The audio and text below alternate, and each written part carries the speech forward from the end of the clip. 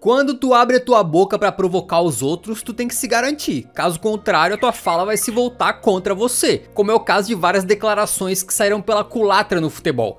Eles têm mais medo de me pegar do que eu deles, então... Eu, por exemplo, até agora não entendi o que o Rafinha quis dizer quando falou. Porrada neles, sem dúvida. Se eles. É isso. Foi logo antes de um Argentina contra Brasil, numa entrevista que ele deu pro Romário, e ficou na dúvida ali, né? Era pra colocar pimenta no jogo, pra fazer o torcedor brasileiro se importar mais com o negócio, era pra mostrar autoconfiança, ou pra provocar e desestabilizar os argentinos, ou era pra fazer média com o próprio Romário, já que o Rafinha ficou só repetindo o que o baixinho falava, né? Eu não sei, agora o complicado é que o Rafinha foi muito agressivo na fala dele, usando palavras ali de baixo calão e incitando violência, o que não só é completamente desnecessário, como, cara, o Brasil tava de mal a pior há mais de ano, enquanto a Argentina, fortíssima, ganhando tudo desde 2021. Será que era o momento mesmo de meter uma dessa? E assim, no final das contas, não era, porque em campo não só o Brasil não deu porrada em ninguém, nem fisicamente, né, sentando o cacete nos rivais, nem futebolisticamente. O que se viu foi o contrário, o Brasil tomando porrada da Argentina, isso sim. Foram 4 gols, que só não ficou uma humilhação maior ainda, porque o Romero resolveu entregar um gol pro Matheus Cunha ali, né, que foi a única coisa boa que o Brasil fez no jogo. Mas de resto, o time não fez nada e o Rafinha tampouco. Ele cobrou uma falta que beliscou o travessão, mas foi só isso.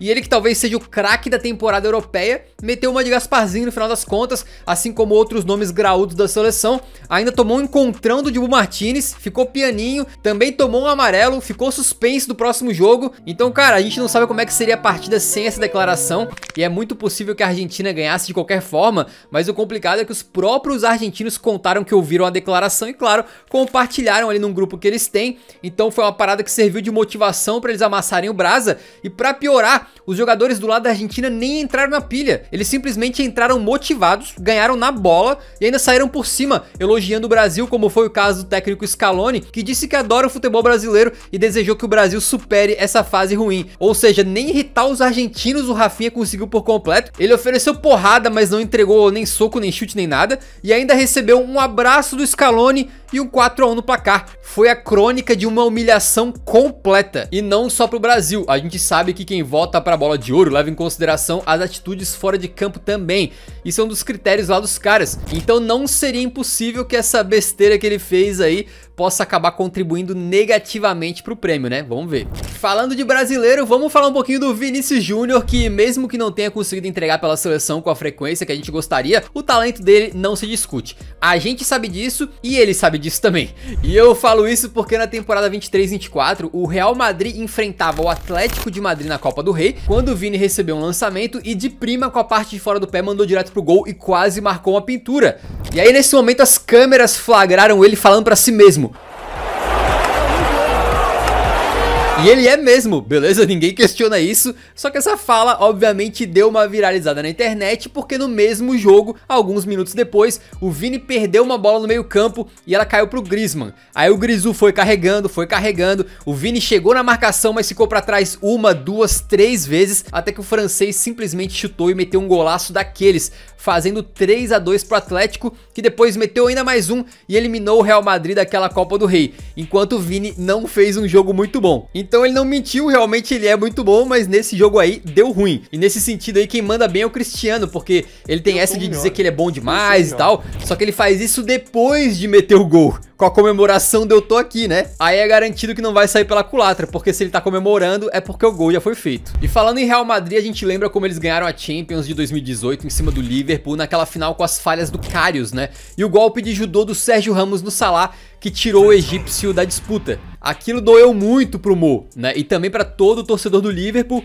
Então quando os Reds classificaram pra final de novo em 2022 e estavam ali só esperando sair o resultado da outra semifinal, perguntaram pro Salah quem que ele preferia enfrentar, se era o Manchester City ou o Real Madrid. E ele cravou sem titubear que queria pegar o Real. E cara, eu achei essa declaração na época excelente, porque assim, ele não ficou em cima do muro, sabe? Ele não ficou fazendo média, ele falou o que tava no coração dele, pronto. Inclusive todos nós aqui, se a gente sofre uma derrota dolorida assim no futebol, a gente quer poder se vingar depois, né? E é o que o Salah queria também, é um sentimento humano dentro do esporte ali, é normal. Só que no final das contas pegou mal, porque perguntaram pra ele, né, se era isso mesmo, e foi o que ele confirmou. Bem humorado como o Salah é, simpático ali e tal, mas no final das contas essas palavras saíram pela culatra. E não só essas, porque ele também foi pras redes sociais na real e postou assim: Temos contas a acertar. Ih, rapaz.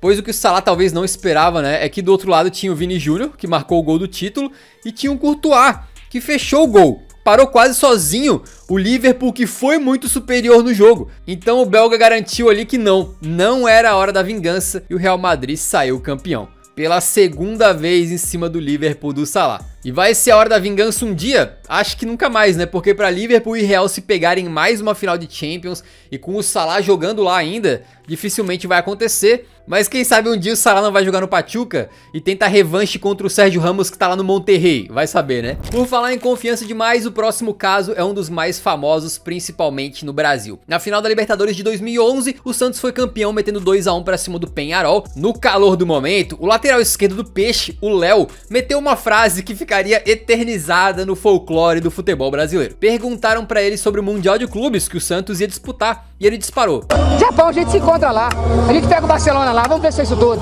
Bom, por o azar do Léo, aquele time do Santos era bom, mas o do Barcelona simplesmente era o Barcelona de Pepe Guardiola. Simplesmente considerado um dos melhores times da história do futebol. E aí quando chegou o momento do Santos pegar o Barça no Japão, né, o que aconteceu foi um verdadeiro massacre. Foi 4 a 0 pros culés, sem nem suar muito, né? O Santos mal viu a cor da bola, o Messi deu show e no final das contas, o Barcelona, né, Léo, realmente era aquilo tudo mesmo. Outro cara que tava muito confiante antes de um confronto difícil era o zagueiro alemão Mertesacker. Ele defendia o Arsenal já naquela reta final do Arsène Wenger, em que o time era meio a bomba assim, né, e não botava medo em ninguém direito. Eis que eles cruzaram com o Bayern de Munique na Champions, e o Arsenal tinha esse time que tá na tela, tá? Vocês podem ver que tem alguns bons jogadores, mas nem se comparava com esse elenco do Bayern de Munique, que a gente olha hoje e vê vários jogadores que marcaram a história, como Xabi Alonso, Vidal, Robben, Leva, Neuer. No papel, o Bayern era muito superior. Mesmo assim, o Mertesacker foi pro Twitter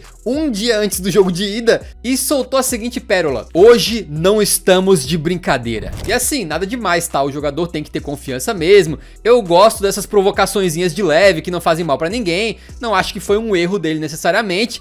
Mas, cara, de vez em quando a gente compara os times no papel e a diferença que se vê no papel não se vê em campo. Mas dessa vez, pro azar do Mertesacker, se viu, né?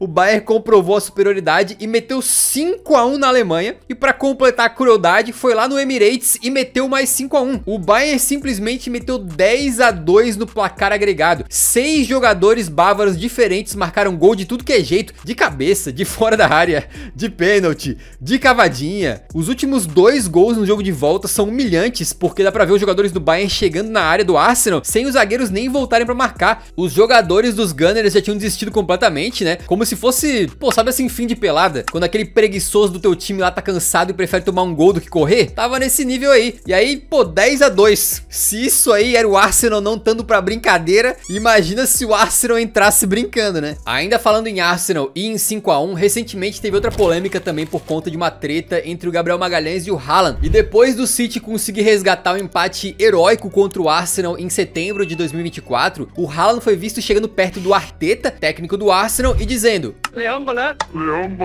basicamente o Haaland dizendo que o Arsenal tava melhorando e tal, mas que não era pros caras ficarem se achando, né? E foi uma parada ali de sangue quente, e não uma declaração em si, não algo que ele falou na entrevista e tal, mas esse stay humble dele acabou voltando pra morder o norueguês, porque alguns meses depois o Arsenal foi pegar o Manchester City de novo, e dessa vez aplicou um 5 a 1, deixando o Haaland pianinho e até tendo essa comemoração zoada na partida pelo Lewis Skelly. Então acabou sobrando demais pra ele. Quem foi humildado depois dessa aí foi o próprio Haaland, né? Sabe o que falta em você, rapaz?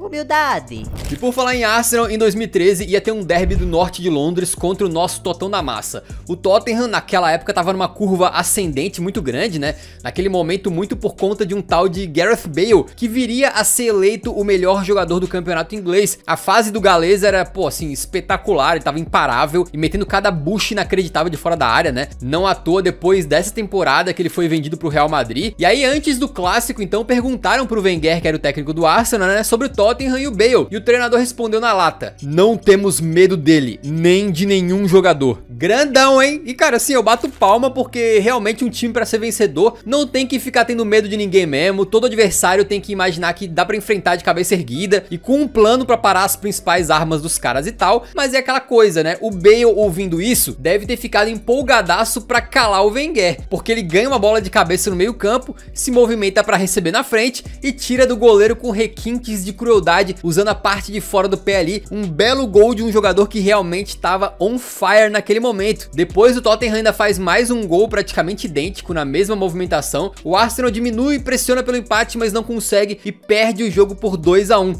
Então no fim, o Wenger falou que não temia o Bale, mas não só tomou um gol dele, como perdeu o jogo também. Agora, cá entre nós, não valeu de nada porque o Tottenham perdeu a vaga na Champions justamente pro Arsenal. Essa do Bale foi em 2013, tá? Só que assim, um ano pra frente, a gente teve outra declaração, dessa vez até mais engraçada do que qualquer coisa, né? Envolvendo a Inglaterra. Olha o caso. Era a Copa de 2014 no Brasil e um grupo que tinha Costa Rica, Uruguai, Itália e Inglaterra parecia que seria fácil pros europeus, só que isso logo mudou com os ingleses perdendo os 2 primeiros jogos e já ficando à beira da eliminação. Aí para eles poderem sonhar em classificar ainda, a Itália teria que vencer a Costa Rica na segunda rodada. Foi aí que apareceu ele que tem que sempre aparecer nesse tipo de vídeo, o italiano Balota, o nosso querido Balotelli, que tava de bom humor e resolveu se dirigir, só o Balotelli mesmo, né, cara? Se dirigir ao Twitter pra soltar a seguinte joia: se a gente ganhar da Costa Rica, eu quero um beijo, na bochecha, é claro, da rainha da Inglaterra.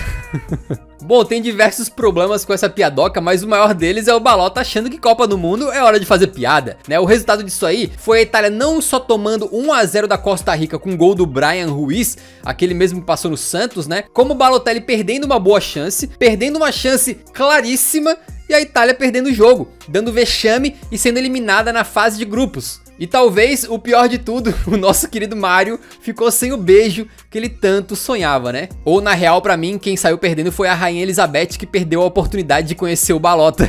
Por falar em Copa do Mundo e em sonho, todo mundo que chega numa final de Copa tem o direito de sonhar com o título, que foi exatamente o que aconteceu com os croatas em 2018, depois daquela campanha incrível deles. Para chegar naquela final, a Croácia teve que eliminar a favorita Inglaterra, vencendo de virada por 2-1 nas semis. E assim, foi muito bacana para uma seleção pequena, mas o sucesso entra às vezes na cabeça de alguns jogadores, né? Então depois da classificação e ainda antes da final, foram entrevistar o Lovren, zagueiro croata que jogava no Liverpool na época, e o homem talvez tenha se achado um pouquinho demais. As pessoas dizem que a minha temporada foi difícil, mas eu mostrei levando o Liverpool para a final da Champions e agora a Croácia está na final da Copa. As pessoas deveriam reconhecer que eu sou um dos melhores defensores do mundo e pararem de falar besteira. Acontece que poucos dias depois, a Croácia não foi páreo para a França na final e tomou simplesmente 4 buchas. Aí tu pode argumentar corretamente que um zagueiro não defende sozinho, né? É óbvio. E olhando aqui os 4 gols,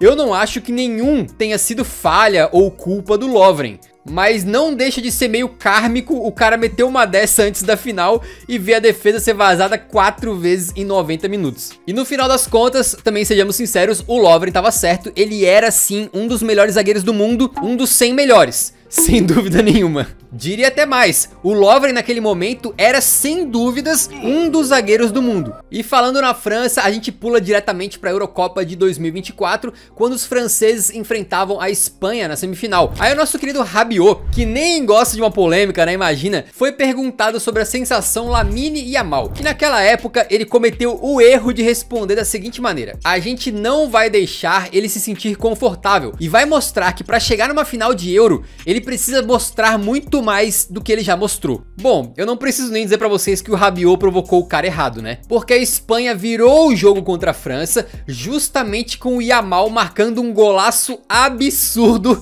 e de fato mostrando mais do que ele já tinha mostrado na Eurocopa, chegando na final e depois ainda levando a taça pra casa. Com o detalhe de que se tu repetir o gol lentamente, tu percebe que o Yamal dá uma sambada. Ele tira o marcador ali, o cara vai seco, abrindo espaço pro chute. E o marcador quem era? Era o próprio Rabiot, cara. Se eu fosse escrever um roteiro de sacanagem, não teria sido tão perfeito quanto esse. Mas fica melhor, porque depois do jogo, o Yamal ainda postou uma mensagem enigmática nas redes sociais dizendo o seguinte: mova-se em silêncio e só fale quando for pra dizer checkmate. Basicamente dizendo pro Rabiot assim, né? Abriu a boca fora da área, se ferrou, meu amigo. E é curioso, o Rabiot ainda tem a moral de querer meter uma declaração dessas, né? Ainda mais porque justamente ele ficou fora de uma Copa do Mundo por conta de algo que ele falou. Isso aí a gente já contou neste vídeo que tá aparecendo na tela e vale a pena clicar e assistir, nem que seja pra dar uma risadinha no nosso mano Rabiot, que tá virando igual o Balotelli e aparecendo em tudo que é vídeo desse tipo aqui, né?